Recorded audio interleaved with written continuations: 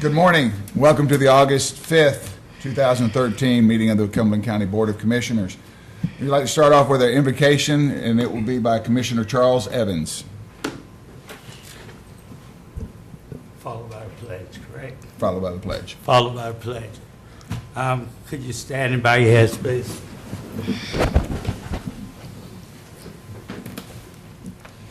Dear Lord, our Heavenly Father, it's once again that we come to you to say thank you. Thank you for the opportunity to serve the people of this great county, Lord. Lord, please help us to remember that we are not the great I am, that you are, Lord. And Lord, make sure that we understand that everything that we do and say affect each and everybody in this county, and that we do it to the best in our utmost ability, Lord. Please stand by us, guide us, and protect us. And Lord, please bless the soldiers, military families that serve us on a regular basis, and all these other blessings we ask in your name. Amen. Amen. I pledge allegiance to the flag of the United States of America and to the republic for which it stands, one nation, under God, indivisible, with liberty and justice for all.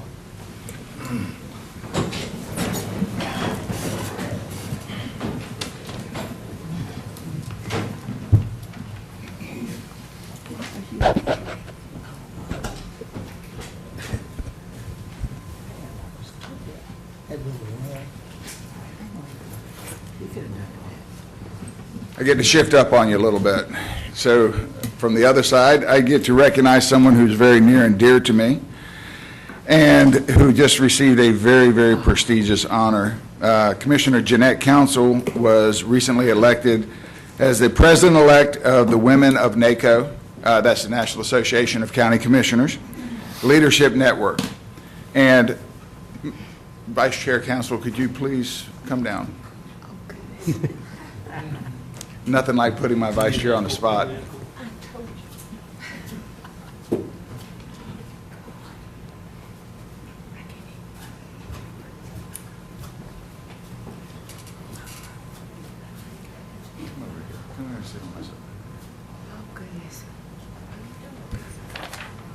I really don't mean to make this a big deal, but I think any time that any members in Cumberland County of our board get elected to such a prestigious post, that it is a cause for celebration. And Jeanette, personally on a local level, as my vice chair, has been wonderful for me. We have a lot of prestigious people on this board. Kenneth Edge, Commissioner Edge was president, as was of NACO, as was Commissioner King. And I know that Cumberland County does better for it. But at this point, I'm just proud to recognize you for being elected as the president-elect, and I'm sure that next year, as president-elect and as chairman of the Cumberland County, as president-elect and as chairman of the Cumberland County Commissioners, you'll do a wonderful job. But for those of you who don't know what this is a very prestigious group from the National Association of County Commissioners that looks at women's issues and primarily works with other groups and making sure that there's well representation, not only for counties, but for women in government.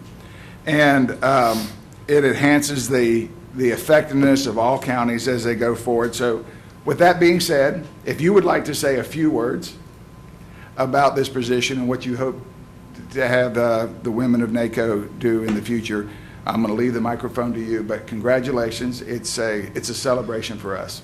Thank you. Thank you.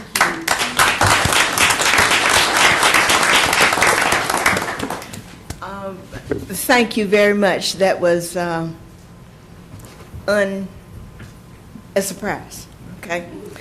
I look forward to serving as president-elect this year for Women of NACO, and I also look forward, first and foremost, to having 6 guys be the first members, men affiliated with Women of NACO.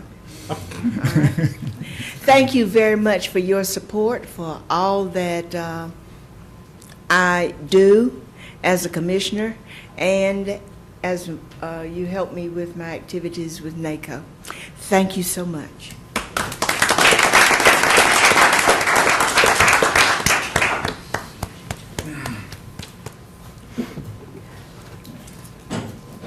I'm sure I'll pay for that in the future at some time, but congratulations.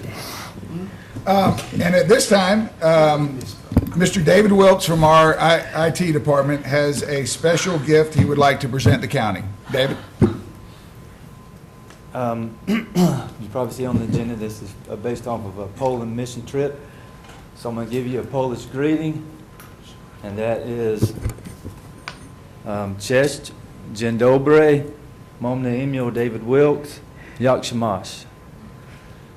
And I said, hello, good morning, my name's David Wilkes, how are you? Good, good. Okay. And I threw that out I only learned a few words before I went over there, and that was, one of the phrases that I learned. And when I threw that out, a couple of kids started going, and I was like, oh, man. Anyway, a few weeks ago, June the 27th through July the 7th, I went on a mission trip to Poland through our Methodist Church. There's an organization called Volunteers in Mission. We went there because over 80 years, Poland was taken over by communist control from both German Nazis and then later on Russia, and they finally gained their independence about 10 years ago and have been rebuilding their country since many of their buildings and so forth were destroyed and left in ruins. And they've also been trying to do a lot of business relations with the United States, and they've even started teaching their children English in their schools, and are very much attracted to American culture. As you walk around, it was not uncommon to see SpongeBob T-shirts or New York Yankees or whatever, and they were Polish people.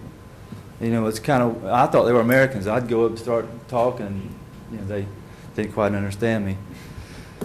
And prior to leaving, though, our mission coordinator asked that I be prepared to make a presentation to the mayor of Ostroda, which is where we were at.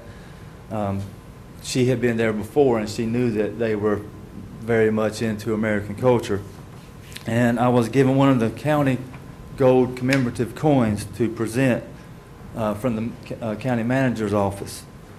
And like I say, as they're pretty much absorbed in American culture, and we're excited to hear about our visit. And the mayor, Boguslav Fihas, invited us to his office on July 4th, Independence Day, to have a quick breakfast with him. And on behalf of the county manager, James Martin, the county commissioners, and the 400,000 some citizens of Cumberland County, I presented that commemorative coin to the mayor. He then presented me with a handcrafted teacup to give to Mr. Martin right here. And in Poland, pottery is one of their better, okay, so here you have a teacup that has been handmade, not made in a factory, and represents one of their finest articles of trade.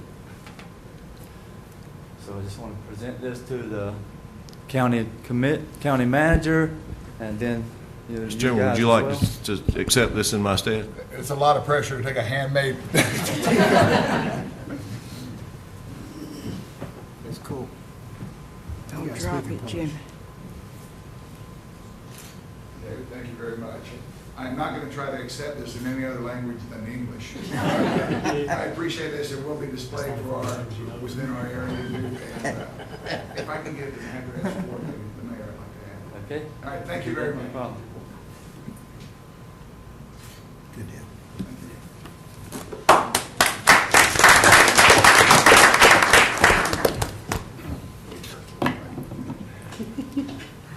Touch it, I'll drop it.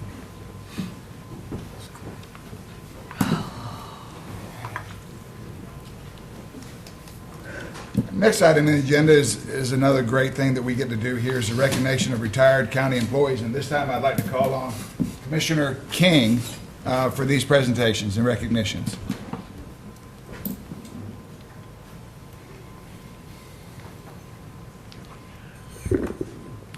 It's always a great honor, and I guess there's some sadness as well. We recognize our employees who have served with us a long time, have given valuable service to our community. Thank you so much for what you've done.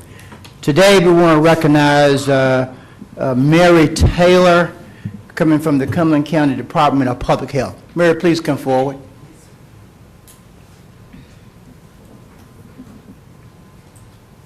Okay, stand right there. Okay.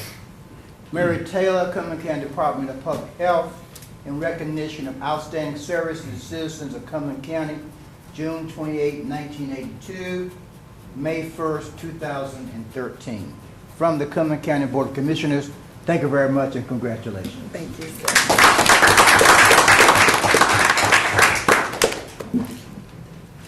Good deal. Very nice big job.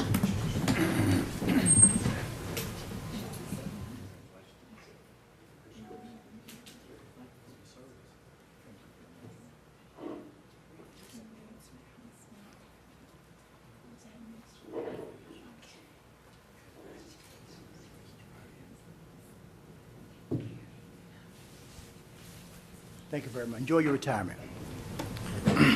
Next, we have Mr. Johnny Chance. Johnny, you here? Come on up, sir. How are we doing this morning? Fine, good to see you, good to see you. This is presented to Johnny Chance, Cumberland County Engineering and Infrastructure, in recognition of outstanding service to the citizens of Cumberland County, May 4th, 1992, April 1, 2013. From the Cumberland County Board of Commissioners, presented today, August 5, 2013. Johnny, thank you very much for your service.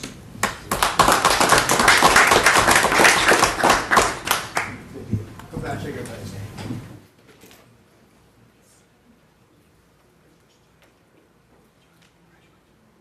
Like that shirt too, man.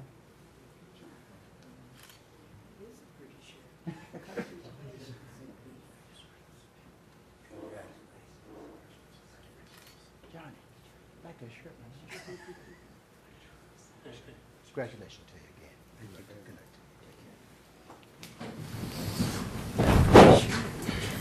night. Thank you, Commissioner King. Next item on the agenda is the approval of the agenda. I look for a motion. So moved, Mr. Chairman. Second. All right, moved and seconded. All those in favor? Unanimous. Item number 2 is our consent agenda, and a motion to approve. Move for approval. Second. Motion made and seconded. All those in favor? Unanimous. Thank you very much. Public hearing, first public hearing is public hearing on economic development incentives for DAK Americas LLC. Madam, do we have any speakers? We have 2 speakers in favor, 2 speakers and no speakers against? no speakers in opposition. Okay. Mr. Rogerson, are you coming for a public hearing, or are you coming for to give us an update, or to give us some background? On public hearing. Okay, are you going to give us some background on it? Okay, please. Mr. Rogerson from Economic Development, the Alliance. Thank you, Mr. Chairman and Commissioners. It's with great pleasure that I'm here this morning. I also have with me Mr. Ricky Lane from DAC Americas, and he's going to do most of the talking related to the project and their plans. But what I wanted to say was that this is one of those rare and positive moments where you have a company leaving a facility for their own business purposes, and another company stepping in literally within months to put that facility back to good use. And that is DAC America's plan. I'll let Ricky get into the more details. They do qualify for a 50% incentive for 5 years. They do plan on investing $10 million in equipment, and so here the public hearing today is to seek a 5-year 50% incentive agreement with DAC America, and I'll let Ricky talk a little bit more about their plans. Before we go there, this is in accordance with our existing policy. That's correct. Yes, sir. Okay. Before we ask Ricky to speak, I'm going to go ahead and open the public hearing. Okay? Great. And then, and we don't have anybody against, so briefly as you'd like to tell us about what we're going to do, we'd appreciate it. This time I'll open the public hearing. Madam's first speaker. Our first speaker was Russ Rogerson. Okay. Our second speaker is Ricky Lane. Okay, Ricky, thank you. Good morning, Commissioners. My name, again, is Ricky Lane with DAC Americas, And DAC Americas is a proud employer in Cumberland County. We came to Cumberland County in 2001 when we acquired the DuPont plant that made resin in the Cedar Creek area. We further expanded that plant in 2003 when we acquired additional infrastructure from Monsanto that was also located on that site. In 2010, we further expanded the site when we built one of the largest plastics recycling facilities in North America in conjunction with our joint venture partner, Shaw Industries. So today we're excited to come back and continue to grow in Cumberland County and take the opportunity with DuPontation Films closing their facility, which is also contiguous to our existing operations on Cedar Creek Road, to acquire those facilities and to further expand our polyester business plans there. We plan to immediately hire 25 people and to develop that facility to meet our needs, and that will require us to spend an additional $10 million over the next 3 years to accomplish that. So we are excited to continue to grow in Cumberland County, and we look forward to receiving a small grant back for the additional investment that we will make in the next 5 years there, because that certainly will help us to achieve our business goals at the site. So thank you very much. Thank you. Okay, are there any questions from commissioners? I'm going to close the public hearing. Is there any questions from commissioners? Entertain a vote? Motion? I move that we approve of the grant back Okay. incentives. We have a motion, and it's been properly seconded. Is there any discussion? All those in favor? Unanimous. Thank you very much. Thank Russ, you. Thank you. Next item of business is a presentation by Brenda Reed Jackson, Department of Social Services Director, on the implementation of a new service delivery model in Affordable Care Act. Ms. Jackson. Good morning. Good morning. I think we're going to get our PowerPoint set up. It's been a long time since I've been before the commission. I'm glad to be here this morning.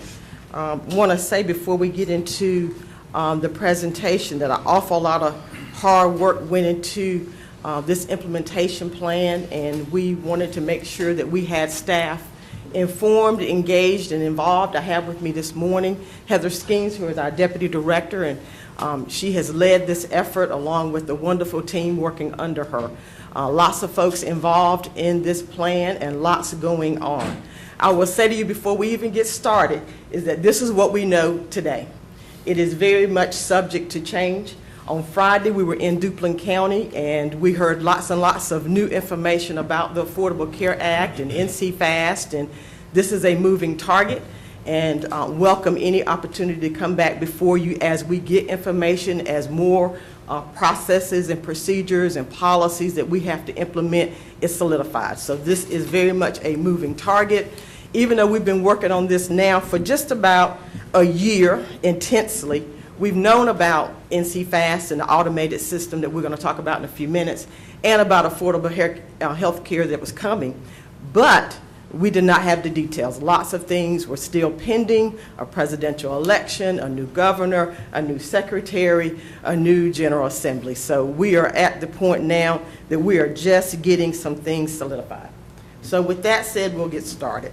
Also, before I get started, let me also mention the fact that lots of folks have been involved. I want to give regrets to our board chair, Maria Constance, who couldn't be with us this morning, but we're glad to have Commissioner Melvin, who serves on the board, and he's been immersed in all of this information for well over a year. So has our assistant county manager. It's been an absolutely pleasure to work with, and he's also heard more of this than probably he cares to hear, but he's been wonderful, and I appreciate the opportunity. I also had a chance to brief Amy and James a couple of weeks ago, and about a 2-hour session, so we're trying to cram what is about 2 hours of some really complex, complicated information in about a 10-minute presentation to you this morning. So again, we welcome the opportunity to come back. With that said, just a little bit of background information about the Department of Social Services, and I hope, Commissioner Keefe, I think you extended an invitation for us to come back, Social Services, in October, and we'll get more involved in our mission and our vision, all the great accomplishments and the challenges that we face when we come back in October. But just for the sake of this presentation, let me just share a little bit about us, because I think it will help put this presentation in context, especially the enormity of this change that we're facing. We are federally mandated, state administered, state supervised, and county administered, which means that we are governed by an awful lot of federal laws. And a lot of these changes that we're facing are federal changes. And so we're going to go into a little detail about these federal and state mandates. We have about 643 full-time employees. Of that, about 230 of them administer our public assistance programs that are mandated.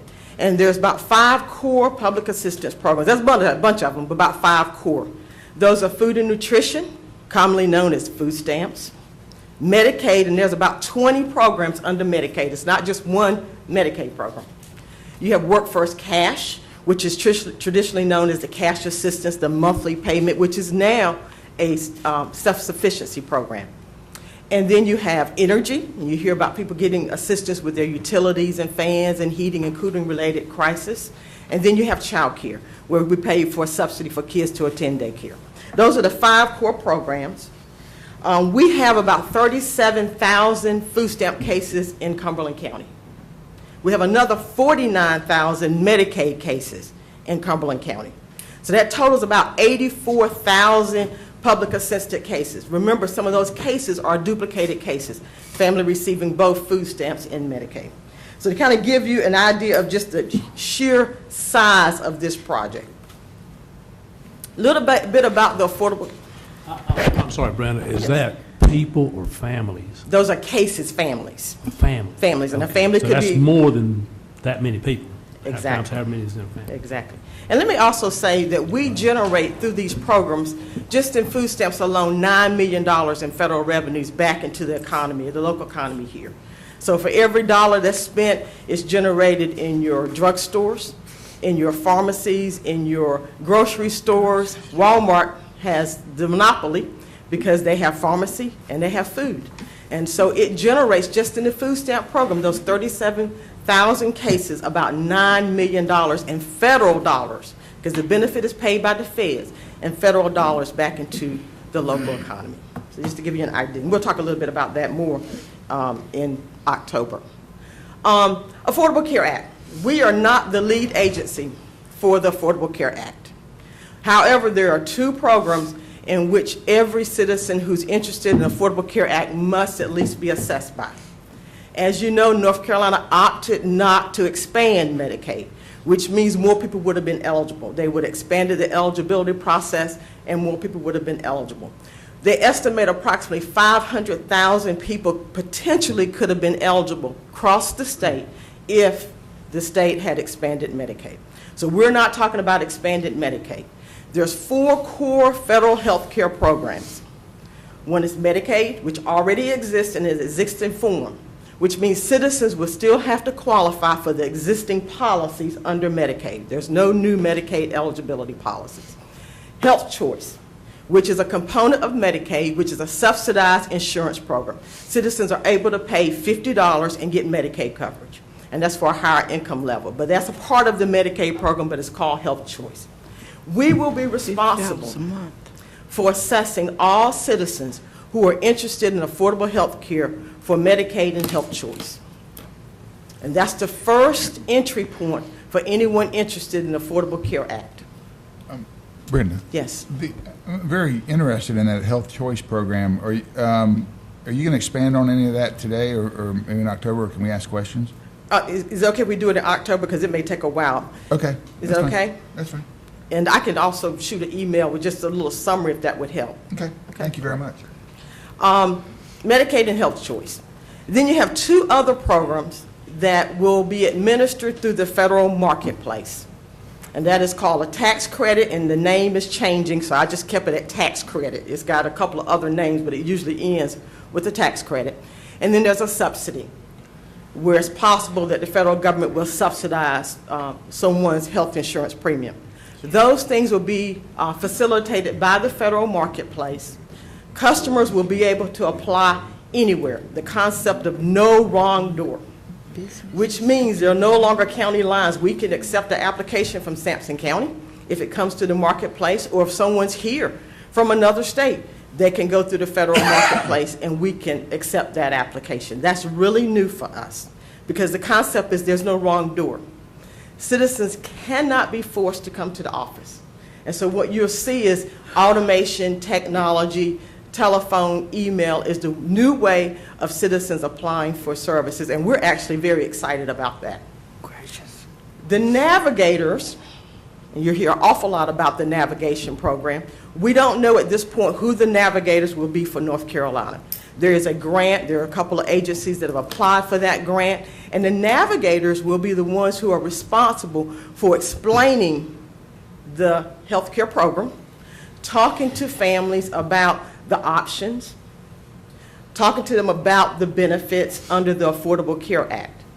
Our job is to facilitate customers through the Medicaid and the Health Choice program and know enough about the marketplace to send folks back to the marketplace if they're not eligible for Medicaid or Health Choice.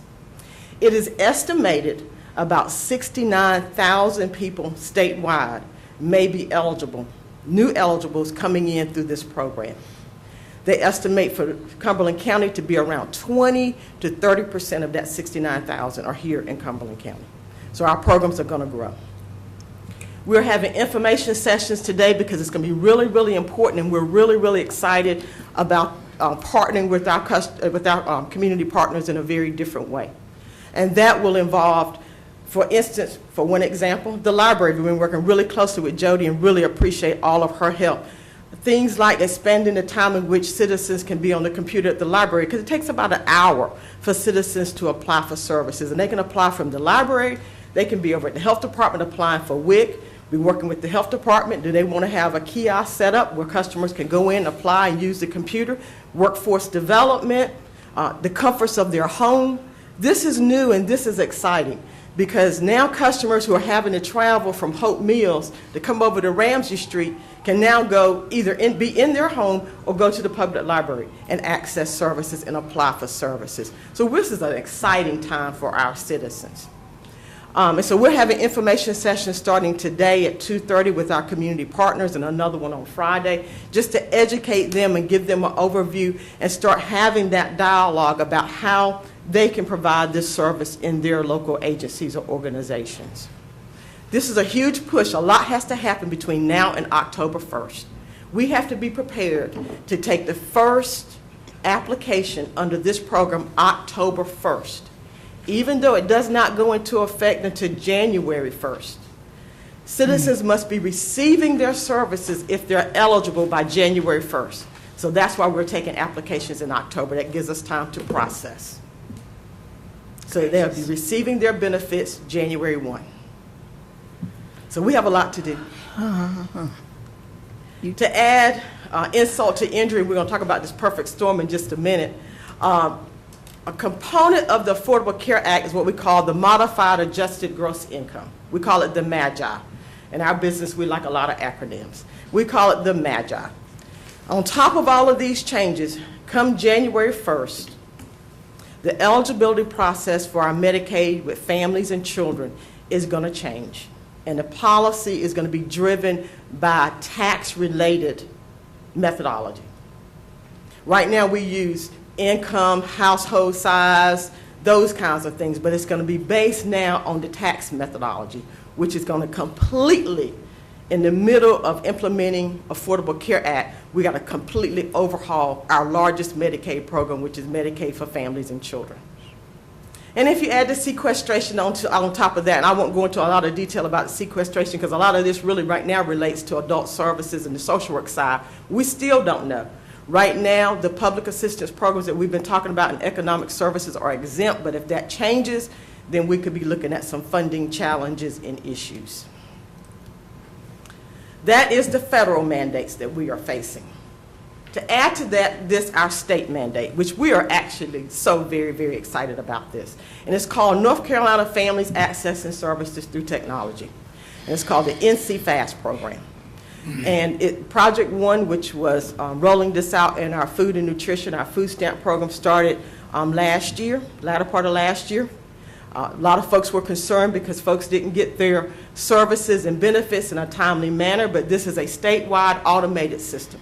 the system we have been using, which is called a legacy system, is null and void. It no longer exists. And this is a statewide new automation and technology system. And it will help us determine eligibility in a very, very different way, in a very effective and efficient way. We're excited for this for our customers because this is how customers will apply for services using NC Fast. It's also the new way in which our workers will be determining eligibility, and a lot of the work is driven by the computer, and we're excited about that versus workers having to do all this paperwork, figure out all these budget calculations, figure out all these forms. This new system will do a lot of that work. And so we've already rolled out the food and nutrition program, and we're in the process right now of rolling out the Medicaid, Work First, and refugee assistance programs. And it's already been pushed back. We were told it was going to begin August 5th, and we've already told it's going to be delayed 2 weeks. But this is part of this system will be used to take those Affordable Care Act applications as well. So that's why we have this huge push to get this program up and going before October 1st to be able to take the Affordable Care Act application. It's a domino. All of them are related to each other. And so we have to get this system up. And then we'll be working with child care assistance and energy assistance next year. I say all of that because we're going to face challenges. We've already seen some system being slow. The state is doing a great job of partnering with us and working with us. But you may receive some concerns from citizens. This is not our system. This is a statewide system. And we will do all that we can to work with our citizens, and very grateful to our community partners like Urban Ministry and Salvation Army and the Food Bank of North Carolina that when we rolled out food stamps, they were able to help us with this. We had a food drive in the agency last week, employee-sponsored food drive to help stock Urban Ministries food pantry, and we will continue to do those kinds of community programs to help our community partners, but cannot go without thanking them. This is going to be a challenge, but it's a good thing. It doesn't sound that way now, it doesn't feel that way now, but it is a good thing. And if though there still was not enough, there's North Carolina ePass, and that is the system in which our citizens will access to apply for services. That's what the citizens will see. If they go on the DSS website, they'll see ePass, and they'll go into ePass and they will do a simplified application that will give them preliminary information whether or not they will be eligible for these programs. And ePass runs through NC Fast. So what you're going to have, bottom line is when you look at all of this, and I'm calling it a perfect storm, because everything's coming together at the same time. But what you will have is the federal marketplace in which citizens can apply for Affordable Care Act. They will use an ePass application that will be in the behind the scenes driven through NC Fast, in which we will get that application to process. That's the way it will work. Same thing with Medicaid, food stamps, any other program. They can use just ePass. They don't have to go through the federal marketplace, just apply for basic services. And so it's a layered approach. So you need the marketplace, ePass, feeds into NC Fast. For the customers and for the employee, it's a better way of determining eligibility. Like any storm, and after any hurricane, I didn't mention the unknown that we don't know anything about that may be coming up. But like any storm, there's always sunshine at the end. The water's calm, sun comes out, and that's where we are. We're excited about these changes. It's daunting, it's stressful, it's overwhelming. Staff has been fantastic. It's been stressful for them and overwhelming for them, but this is a good thing. This is a positive thing for our citizens. They will be able to be self-sufficient to apply for services anywhere, anytime, 24 hours, 7 days a week. Our staff, who've been bombarded, most of them carry caseloads of 1,000 cases, of doing things by a very antiquated old system, will be simplifying their work as well. So once we get past, if we can just get past this next 6 months, and we will, it is a better day at Department of Social Services. It is changing our face in the way we do business.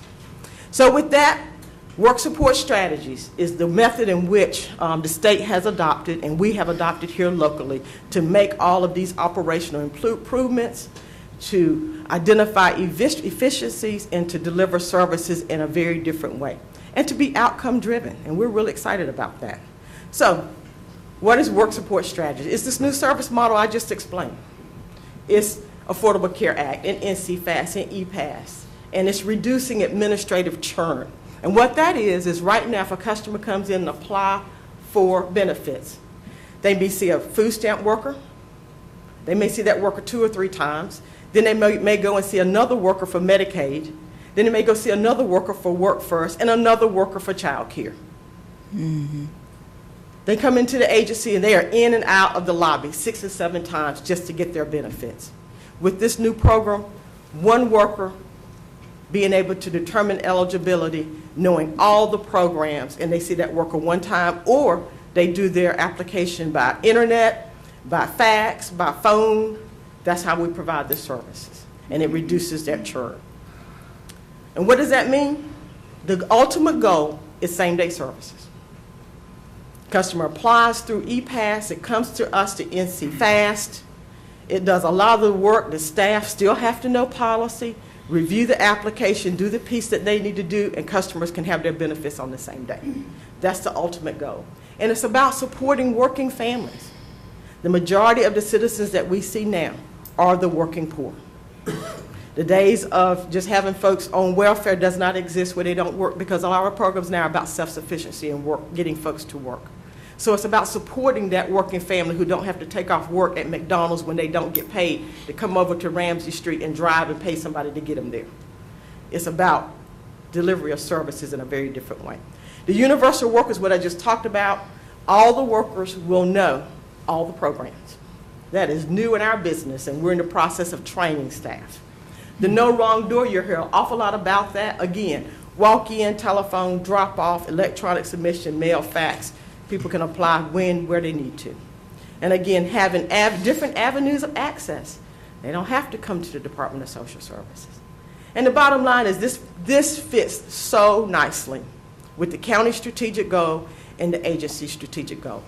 It's about better quality customer service delivery. It is about staff who are proficient in what they do and making it that their work is easier to do, that we can recruit the best because we have the best technology, the best processes. And so this fits very well. It's no different. And so we've layered this, and it fits very nicely with the county strategic goals and our agency strategic goals. We've had a lot of staff working on this. Again, that's just a little idea of all the staff that's been involved. We want staff informed, engaged, and involved, and this has been a process. I'm standing before you, but there's an awful lot of people behind me that has made this happen. This is what we look like right now. Right now, you come to our office, we have food stamps on one floor, Medicaid on another floor, Work First on another floor. We have a call center that we're really excited about. We won an award for it last year for our call center. We tested it, getting ready for these changes. This is what we'll look like now. And it's about functionality, and we're organized by functions. And so our applications, we're excited because we have a customer service center now where customers can come to our office and apply on the internet using the computers. We don't even interview them. We just direct them to the resource room and they apply. If they want to have a face-to-face, we have staff available to do that. Our customer care services will be about citizens that are out in the community that's applying for services. So you have a citizen at the library, and they're on screen number 8, and it's asking a question about unearned income. And they don't have the slightest idea what unearned income is.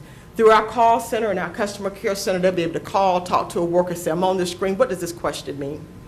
They'll be able to come to the office right on the first floor, get in and get out, drop their information off that they need to bring. They'll be able to come in and ask a worker, what's the status of my case? I applied online, what's the status of my case? That's what the customer care services will be about. We have to do redeterminations, and that's just a review of the benefits. That's a mandated requirement, and so we'll have staff that'll do that. And of course, quality assurance. It's about outcomes. How well are we doing? How are we monitoring cases? How are we training workers? Being able to monitor to make sure those cases that's coming through our internet is being served and being processed. That was real quick.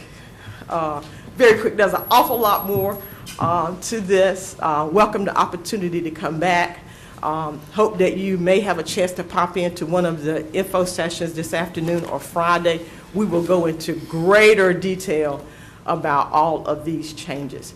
But the bottom line, the face of DSS is changing, and we're really excited about it. Thank you, Brenda. I've already heard from a lot of commissioners that there's questions about this, so I'm going to open it up to commissioners, maybe that you can enhance them today and possibly when you come back. Commissioner Edge.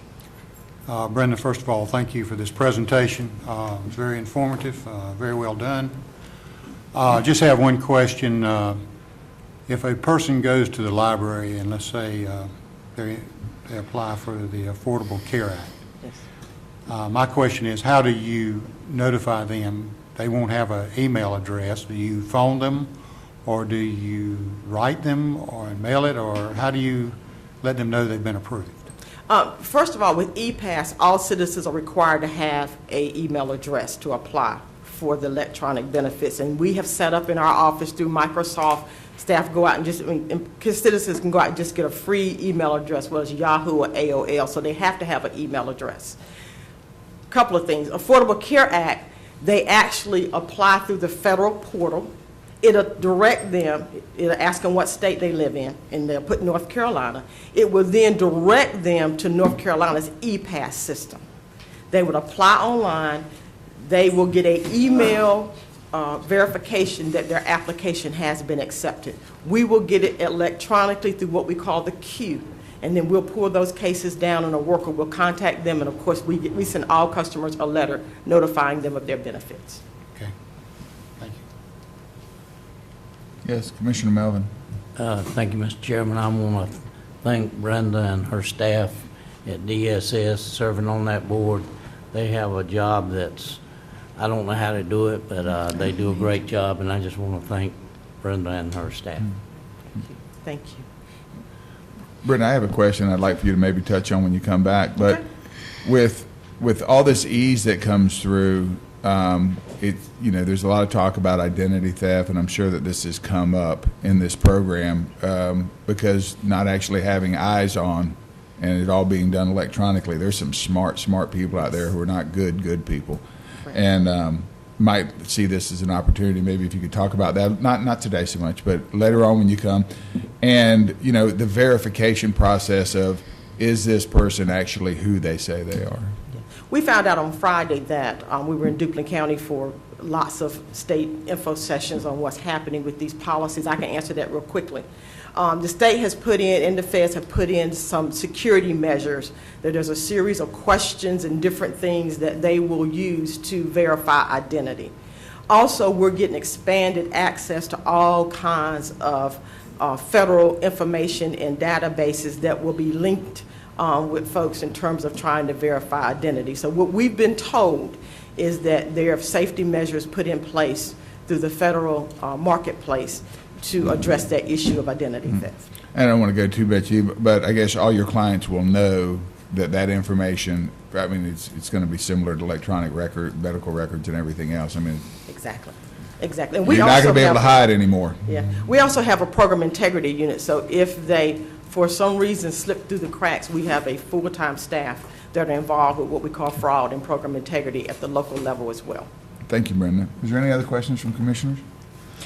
I told you. Oh, go ahead, please. I told you beforehand that I had a lot of questions, but I will be attending a meeting. Okay. All right, because when I read all of this, when I studied it, I said, how in the world was the department doing this and transitioning while maintaining the status quo? You were doing what you were doing while you were changing, so there was a lot of cross-training and Correct.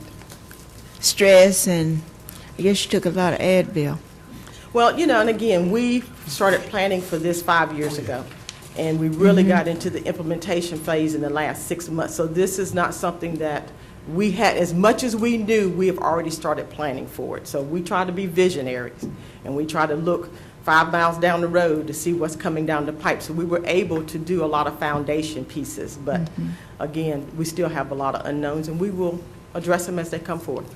And this is improved access for citizens. Exactly. It's improve access for citizens, but also improve efficiencies for the workers who are doing this work. So it's for Right. citizens and for employees. And there will be implications. Will there be budgetary implications? I'm not going to ask any more questions. I got too many. Please. So far, we have tried to be as effective and as efficient as we possibly can. We have been able to do this with existing staff and restructuring what we have and being creative and thinking out of the box in terms of this is what we have to do, this is the workforce we have, and how can we make this happen with what we have. Thank you, Brenda. Thank you. I appreciate your time. Look forward to seeing you in October. Thank you. Our next item is a presentation on Cumberland County Library activities by Ms. Jody Ristischer, Library Director, and Mr. Willie Wright, Library Board of Trustees Chairman.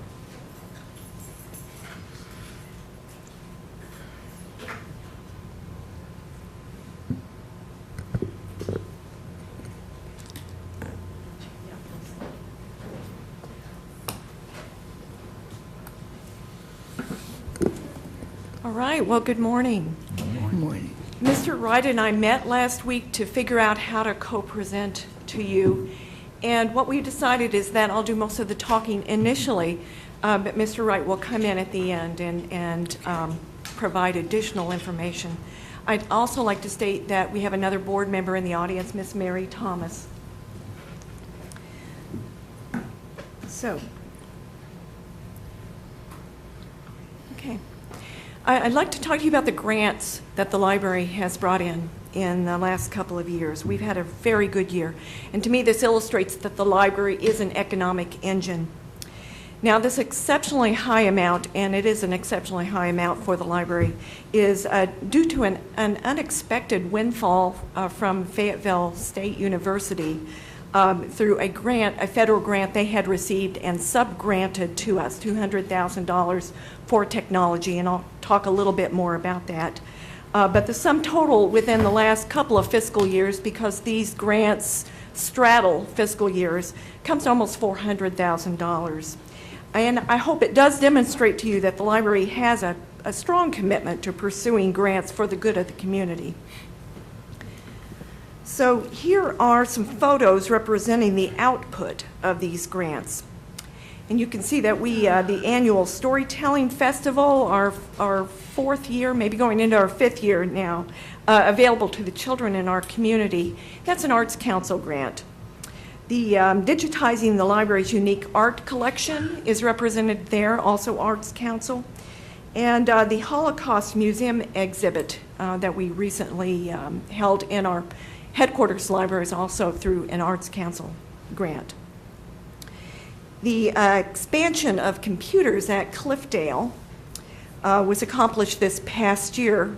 This certainly fits in with what Brenda was talking about, the accessibility of technology to our citizens. We were able to expand the number of computers at that very, very busy branch.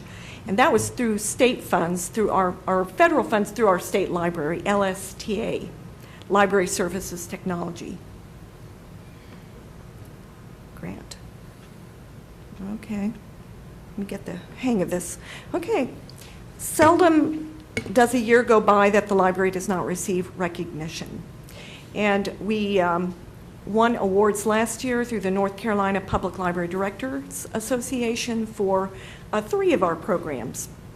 And additionally, we had a staff member who was appointed to a prestigious national committee, the Newbery Award Committee.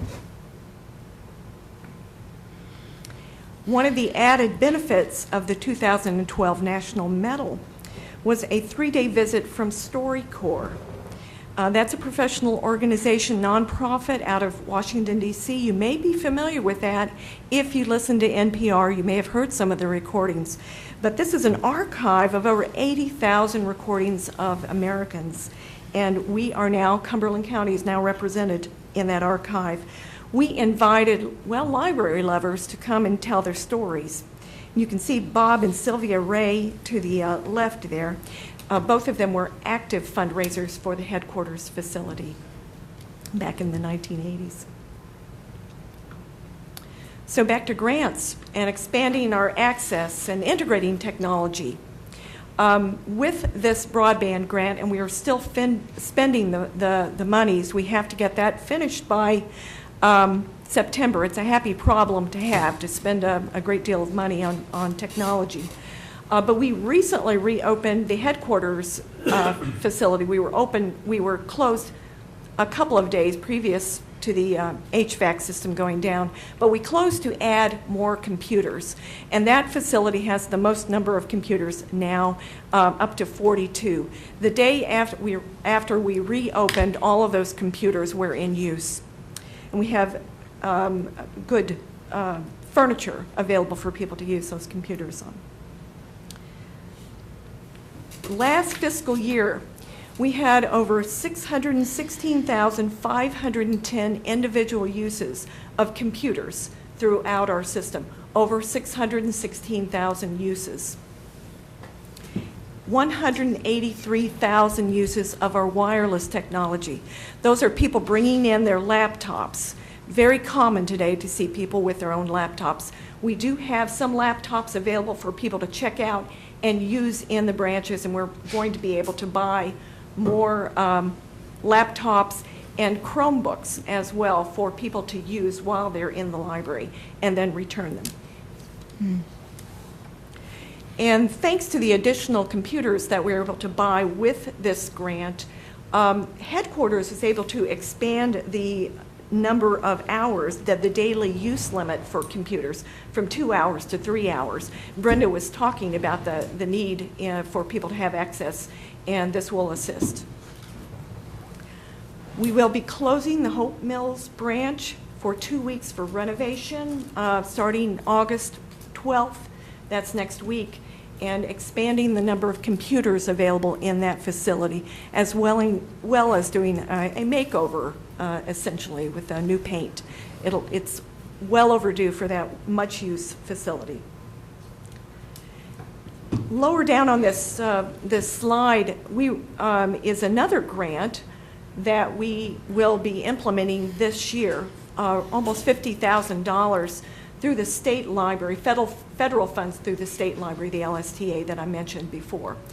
And the focus here is on children with special needs. We'll be able to greatly expand the offerings that we now have by adding smart boards to our story times, buying assisted software, increasing the number of library materials, et cetera, and increasing the number of story times that we have. We're focusing on children with autism.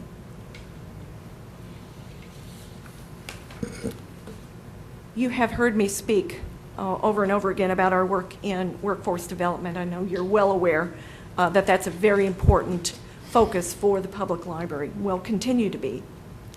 And we have a major job fair coming up on August 14th.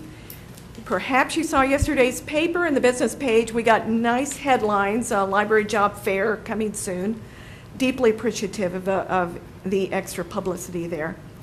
We're going to expand this job fair to include more employers. We're going to spread it out into the library proper, so it should be even bigger, we hope, and attract more people. We'll also be prepared, of course, to help people on the spot with their resumes, and they will be able to use our computers and printers to put together a resume on the spot and hand it to the employers, prospective employers in the job fair. I've got a couple of other graphics here. Our calendar demonstrates one of our most popular programs, the Job Search Boot Camp. And down below is an actual graphic from the Fayetteville Observer's a recent business page. There's seldom a week goes by when the library is not mentioned for one of our workforce development programs. Library outreach. Here's our philosophy.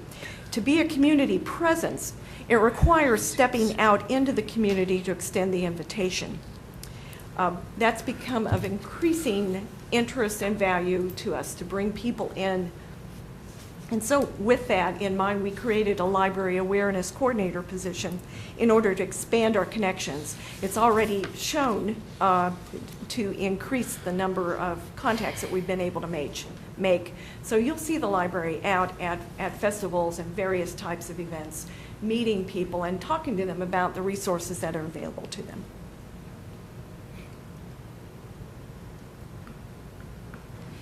We added a number of new services this past fiscal year. Now, most of these are digital products available for download to various devices. And of course, we also help people with their e-readers and other devices as well. We'll give one-on-one classes or classes for people, or one-on-one instruction and classes for people who are interested in using these services. Down in the left-hand corner, though, just to bring your attention, we still have books. And books are still very important and will be important for the library for years to come. Not everything is available digitally, and some things lend themselves much better to reading in a book. These are children's books. What we've done is just taken popular titles and bundled them together, and they're ready to go for very busy parents. They do fly off the shelves, I'll tell you that.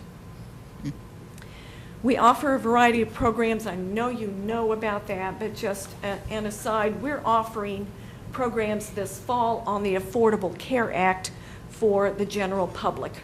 We've located a regional expert in this matter for someone to come down and explain this very complex subject to people.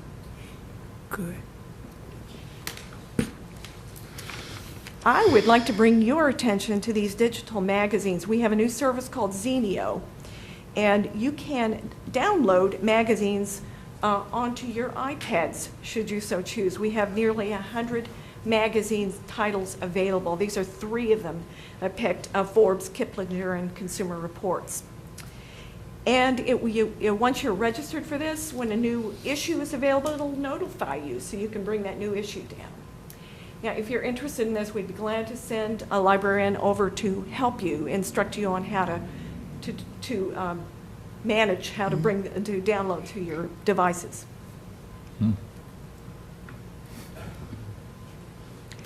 Of course, we continue to offer very traditional library services, what you would expect a public library to offer. We have the traditional literacy-based programs for babies all the way through school-aged children. Tweens and teens find exciting ways to explore the world. We had 85,355 youth attend our programs this last fiscal year. We're just now gathering the Summer Reading Club statistics. That's, of course, a traditional program associated with the public library. But it's become increasingly important that we have programs in place that help keep the summer slide. I don't know if you're familiar with that concept, but that keeps children from losing grade level access during the summer if they don't read. We had children in Cumberland County read 12,000 hours this summer, for a total of 12,000 hours. And we're very proud of that. Oh, the other graphics associated here, we have been participating in the North Carolina Science Festival programs and receiving accolades from the festival, the folks who have in the University of North Carolina who hold this festival and promote it. We had half of the region's 82 programs in Cumberland County. You can see a graphic there of all the little dots. We're enthusiastic proponents of STEM programs in North Carolina. We have not forgotten the older adults in library program, not at all. Our mobile outreach services reaches the elderly and disabled. They made over 1,200 visits last year to folks who are homebound, who simply can't get out to libraries, and took library materials to them. Our East Regional branch has become very effective in making contact with seniors, and you can see the first annual health fair depicted at East Regional in this past spring. We're greatly encouraged, and they will continue to offer that service to folks. I want to draw your attention to a significant change on the horizon for the public library this fall. We've had an opportunity come up, and we're going to grab it. We're going to become a part of a consortium, a statewide consortium represented by all the counties in red on this map. We're joining NC Cardinal for a shared catalog and resources. There are 19 plus county, regional, and municipal participants in this endeavor. What this means is we're going to share resources, library catalogs. So our customers, instead of only having access to 561,394, will have access to 4.2 million items across the state, going to broaden all of our horizons in that respect. Now, federal grants are taking care of the costs through the state library. Once again, take care of the migration, the initial costs, and the shipping of materials back and forth across this big state of ours. We will not have to pay maintenance for a year or so, and then the costs that we do pay are about half of what we're paying now for our vendor. It's a good deal, and a very good deal for our customers.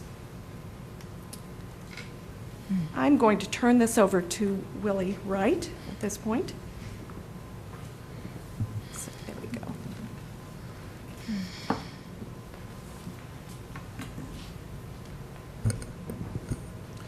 Good morning. Good morning. Good morning.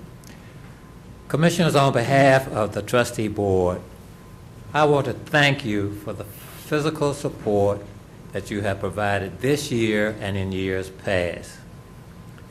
As the slide depicts, we are very proud of our workforce effort, and as Jody said, the 14th, there will be a session at the headquarters library. If you look at the slide, we have been working very hard on our digital literacy learning at all levels, and that is from babies right on through adults. And of course you saw her talk about the magazines that you can get now. Also, I would like to say we are very thankful to our state legislators for their visits and information. Senator Clark has been much more supportive after receiving a briefing at the headquarters library. Representative Zoka paid us a visit and has offered to give strategies on how to improve support from the General Assembly. And let me share with you this. I'm tying that in, and you can see how it is very well related. Jody is currently a member of the Legislative Committee for the North Carolina Public Library Directors. And if he will share information with her, that will make it better not only for our county, but for the whole state. And she will be the president of that group next year, and so that will make it even better. We are not being fully funded, but we are being adequately funded to maintain. I would ask, as you circulate among your contemporaries, other commissioners, that you continue to advocate for the library at all levels.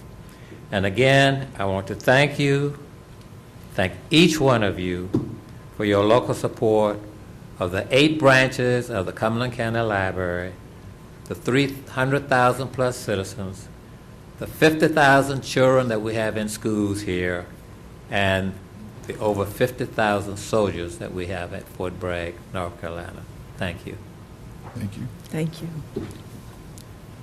This time I open to any commissioners' questions for Ms. Risser or Mr. Wright. Yes, Commissioner King.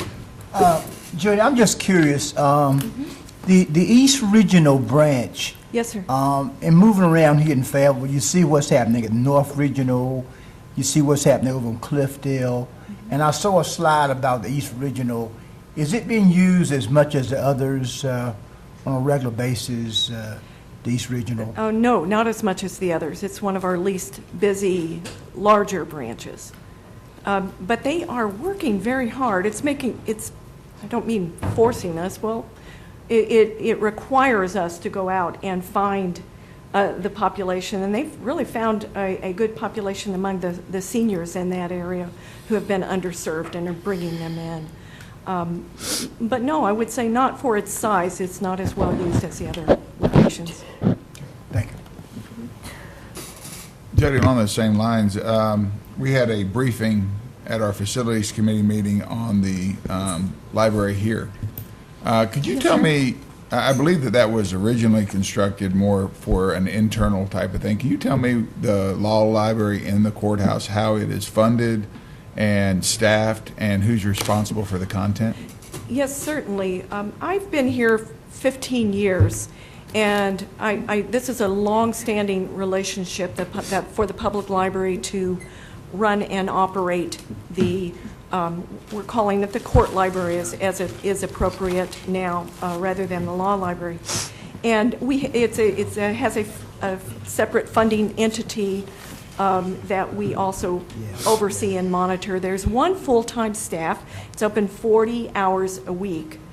And she's, of course, there most of the time when she's on leave or on sick leave, then it is staffed by a librarian from headquarters. And the supervisor, Lisa O'Connor, is the staff member here in the court library, and she is supervised by staff at headquarters. So we keep in close association with the law library. Well, after the discussion came up, how about the content? Or are you responsible at all for I see so many great things happening in all our libraries. I mean, is this sort of one that doesn't fit that niche, or it's a lot of outdated books and that sort of things? There's a budget for materials, and we've in the last few years have put more of their focus on digital resources, because they don't take up so much room and more easily accessed by more people. And so I'm not sure if I'm getting... Well, I guess my question is this a law library or is this a public library? I am told, and I believe that that our county attorney will back me up on this, that it is a court library. Its primary function is for the law community.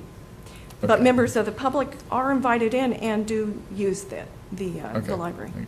The final thing I wanted to mention was, I'm sure you're very much aware, is at the Mayor's Coalition meeting, and Mayor Chris Ray from Spring Lake has a very aggressive initiative on getting all children from Spring Lake reading on grade level by fourth grade. And I know I would ask you, if you haven't reached out to him, to help him in, because I think it's a wonderful program. Thank you. We certainly will. We'll make contact immediately. Yeah, he's got a lot of energy on that, and I think it'll be great for his community and our community. Okay. Any other questions from? All right. Outstanding. Thank you very much, Jody. Thank you very much. Thank you all. Okay. Item number 6 is consideration of designation of a voting delegate to North Carolina Association of County Commissioners Conference. Okay. Is there any comments or questions from commissioners? Any volunteers? Kenneth volunteered. I will, if nobody else wants to do it, I'll be glad to. I heard a nomination from the Vice Chair for Commissioner Edge. Thank you. Thank you very much. All those in favor? Unanimous. Thank you very much. I'm going to leave just a little bit of time for commissioners to get their stuff together. There's a couple nominations that are going to require some explanation, it looks like. So as we move forward on the nominations, please do not hesitate to ask any questions. And if there's something I see as a potential discussion point, I will bring it up prior to actually voting on those. The first item is the Adult Care Home Community Advisory Committee. There are 3 vacancies. And entertain nominations, please. Mr. Chairman, I'd like to nominate Pamela Wade and Alfonso Ferguson. We have Pamela Wade and Alfonso Ferguson. There is another vacancy that has not had a recommendation from the adult care home community. If commissioners like, we can table that last nomination until the next meeting, unless somebody has a nomination. Well, we've got applicants. Let's take a quick look at them.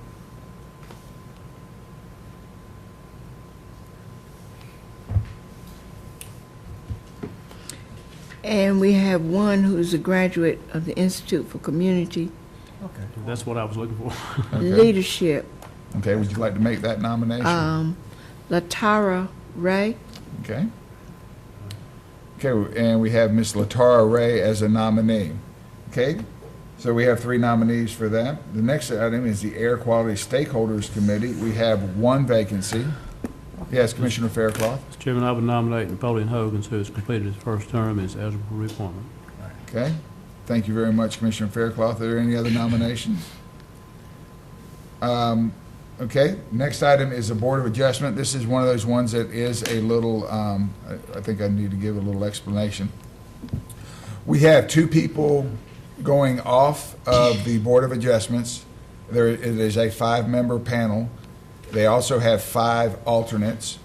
So 3 of the alternates have submitted their names for the permanent position, and there also is 1 alternate position that is going to become, there is going to be 2 alternate positions and 2 main positions, or we'll call them permanent positions, available.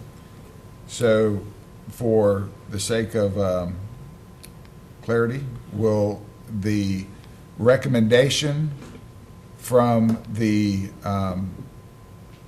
staff and the board is, in no preference, Nathan Feinberg, George Lott, who is a current alternate, Winton McHenry, who is a current alternate, and Vicki Mullins, who is a current alternate. In addition, Ms. Yvette Carson is a current alternate and would prefer to remain in that position to fill a second term. So, Commissioner Faircloth. Mr. Chairman, I would, for simplicity's sake, I would nominate George Lott and Vicki Mullins for the regular members that we know about at this point. Okay. Are there any other, would you like to make any alternate How many nominations? positions available? There are 2 current, there are 2 permanent and 2 alternate. And we have, You mentioned George Lott, didn't you? Yeah, I got Lott and Mullins. I don't know who, I know George. I know the rest. okay. I do too. Would anybody else, Commissioner Melvin? Yes, for the alternate, Ms. Carson, Yeah. Okay, For alternate. yes. okay. We got one And other- I'll also nominate Mr.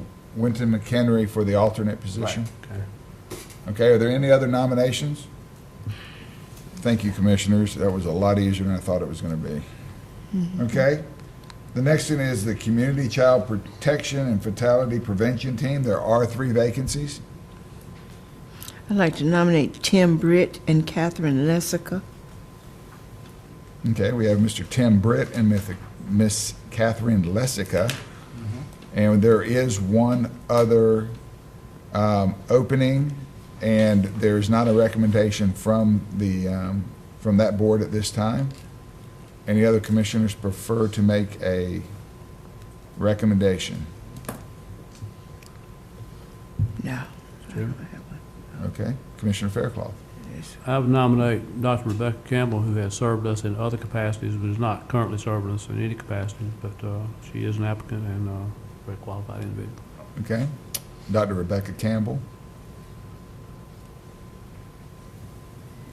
Okay, thank you very much. The next item is item E, the Cumberland County Local Emergency Planning Committee. I need to bring this one up because there is a request from this committee to waive our policy of persons having residence in Cumberland County. So for some of these positions, because they feel like they're the best qualified, I'll be willing to entertain that or to send it to policy or whatever the board's pleasure. Looking for a comment?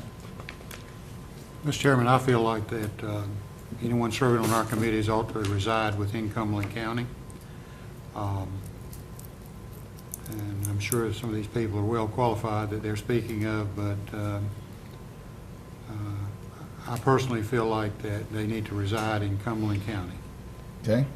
I agree with you. Mr. Chairman, I tend to agree with Mr. Edge on that as well. Okay. Any other comments from the board? I agree and would like to nominate Ms. Sally Shutt, Jean Booth, Marcia Fogel, and Andrew Moore, who are eligible. Okay. We have 4 nominations. Oh, and wait a minute, it's Tracy Davis. Tracy Davis. Tracy Davis. Yes.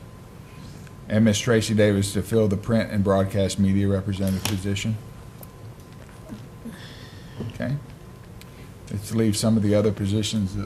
Yes, Commissioner Melvin. Thank you, Mr. Chairman. I serve on that committee, and the ones that they recommended that's out of county, some of them have been serving on that and doing a great job, but I understand the recommendation for it be from the county. Okay. So at this time, we're going to leave these three positions vacant pending a recommendation from the local emergency planning committee for our next meeting. So there being no other nominations for the positions that were already declared, we'll move on to the next item. The Mid-Carolina Aging Advisory Committee, there are 5 vacancies.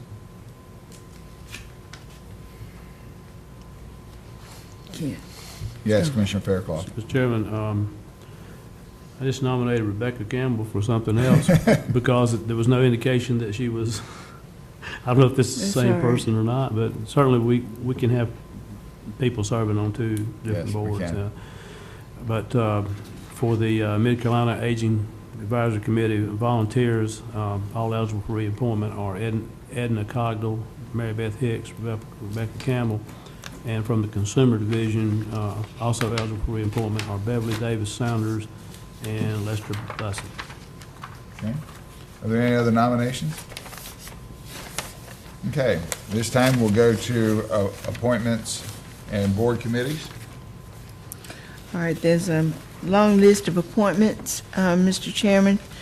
I move that we appoint Johnson Chestnut as ABC Board Chair, Victor Hogan to the Animal Control Board, Jody Rishisher to the Cumberland County Workforce Development Board, George Quigley and Sheila Wilson to the Joint Appearance Committee, Kenneth Bean, Michelle Blake, and Rebecca Campbell to the Nursing Home Advisory Board, William McNeil, Glenn Drawhorn, Ashley Hankins, Stephen Harper to the Parks and Recreation Advisory Board, and Susan Reeder to the Social Services Board. We only have 2 vacancies, Mr. Chairman, on the Parks and Recreation Board. Yes, there's I'm sorry. Yeah, there is only 2 vacancies on Did the I Parks and- nominate all 4 of them? Yes. I appointed all 4 of them. Okay. Charles made me do that. Okay, so we will need to vote on these members of the. I'm sorry. And, I nominate all the rest of them. Madam Clerk, I think that we might need to go back on Miss Rebecca Campbell, because this would actually put her into 3. Yeah, I withdraw my nomination for the For the first one? for the first one, whatever that was. I forgot now. She's been a very popular name. Yeah. Yeah, she must be. Yeah, it didn't indicate on the background detail that she was already on something, but I think was that the adult home care community? Yeah, we'll take her off that one, which means we'll have to nominate somebody for 7A next I don't know which one of these Okay. two. Madam Clerk, do you have that? Who's the liaison? I withdrew Rebecca Campbell's name for 7A, Who's the I think. liaison to I Parks think and that was it. That was Who's the 7D. liaison to 7D, Parks excuse me, and you're Rec? correct. Child Yeah, protection. child protection, you're correct. Yeah. Yeah, 7D withdrawn, okay. So She, we'll need to wasn't do she that. already, she was already on Community Child Protection. She was reappointed there, so I think Who do you 7A is the want? one you were retracting. Was it in effect? Okay, No, 7A. she was not nominated 7A. Ask which one. I think so. No. Nominees were Pamela going Wade, back. Alfonso Ferguson, and Latara Ray for 7A. She was nominated for 7D. 7D. Did he go to Citizens Academy? Did he go to Citizens Academy? Yes, yes. Okay, then I Yes, withdraw her from yes. 7D. Thank you. Thank you. All right. Okay, Yeah. we'll entertain nominations at the next meeting then for that. We do need to vote on nominations for the Parks and Recreation. As we do not have a policy, but we have put it for information. Are any of these appointments graduates of our Citizens Academy? Who are the nominees? Mr. William McNeil, Mr. Glenn Drawhorn, Ashley Hankins, and Stephen Harper. Mr. Harper is a graduate, recent graduate. Okay? And so is William McNeil. Mr. Harper is a recent graduate and goes to my church. And I believe Ashley Hankins is also. And Mr. McNeil's involved in a lot of recreational activity. I'll tell you what, let's do this. Let's open up to commissioners. If you would like to advocate for any particular one, we'll allow that to happen. Would you like to Yes, sir, I would like to, get a little background? yes, on William McNeil, he also just graduated from the academy as well. He's a former coach. He coached athletics within Cumberland County. And I think that he would be ideal for one of those positions for Parks and Rec. Strong advocate for young people, especially for troubled young men. And the reason I say that, involvement in the Parks and Rec would give him the opportunity to work with a lot of our youth and encourage them as well. Okay, thank you, Commissioner Evans. Is there any other commissioners? Yes, Commissioner King. Mr. Chairman, the only thing I would say is Steve Hopper is a recent graduate of the program as well. He has served in the Recreation Department here in Robinson County, and he moved here to Cumberland County, and he'd like to serve here in this community as well. Okay. Commissioner Edge. Mr. Chairman, just briefly, Glenn Drawhorn is a teacher and a coach in Cumberland County Schools. He is a physical education teacher, has coached young men and women, and I'm sure would make a good member of the Parks and Recreation Board. Thank you, Commissioner Edge. Just to round it out, I will say that Ashley Hankins is a graduate of our Citizen Academy and is I believe she is a military wife with children in the school system that participate. So, all great candidates. Now we get to do what we have to do. So what we are going to do, Get 2 votes, right? everybody will get 2 votes. That'll be a total of 14 votes. Top vote getter. Yes, Madam Clerk? I was just going to say, because there were an equal number of applicants and people who had been nominated, since Commissioner Council moved to appoint those with an equal number, could we move on that motion, get a second and vote on that, and then do Park and Rec separately? That makes sense. Okay. I second her motion. All right. So we're going to vote on the nominations prior to this one. Right. At this time. All those in favor? Unanimous? Thank Okay. you, Mr. Chairman. Now, my pleasure, Madam Clerk. The next thing is the Parks and Rec. For clarification, every commissioner will get 2 votes. Top vote getters will, if one person goes up, they will move forward. If there's a tie, we will revote. On the second, please use all your votes as best you can. Okay, we'll go and list as they are. Mr. William McNeil. We have one. Go ahead, please. William McNeil. William McNeil. We have 3 voting for Mr. McNeil. I was going to vote for Charles Sky. We have 4 voting for Mr. McNeil. Okay. Okay, Mr. Glenn Drawhorn. That's okay. Okay. We have 3 voting for Mr. Drawhorn.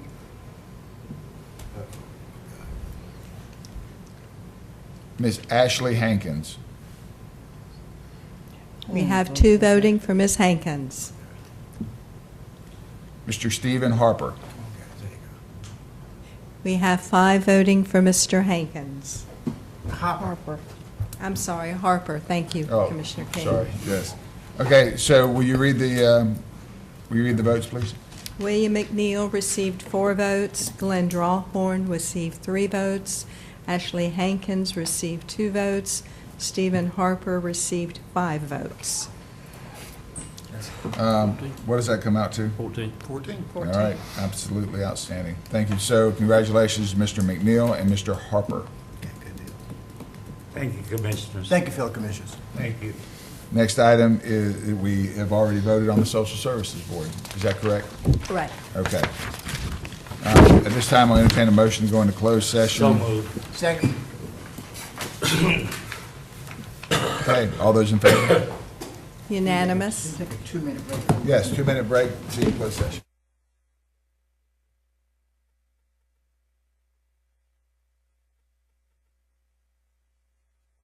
About our community, the more that they're able to help us decide. Fayetteville, Cumberland County, and all the municipalities are involved in Cumberland County. You know, we've got a thriving arts community, and the Arts Council does a fabulous job at promoting it, promoting those. Okay. I saw you raise your hand. I did.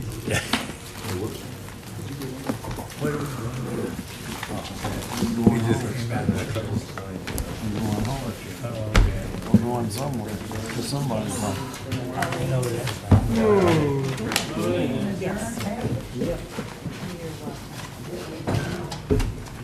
PR, I'm sending out a memo on that Alliance board for you guys to review the application. All right. I need a new charter. Yes, ma'am. So we got some already? Before, I just reminded me something. While you're here, the Mayor's Coalition requested that they have the 3-year tax distribution, and they actually add 7 to a year.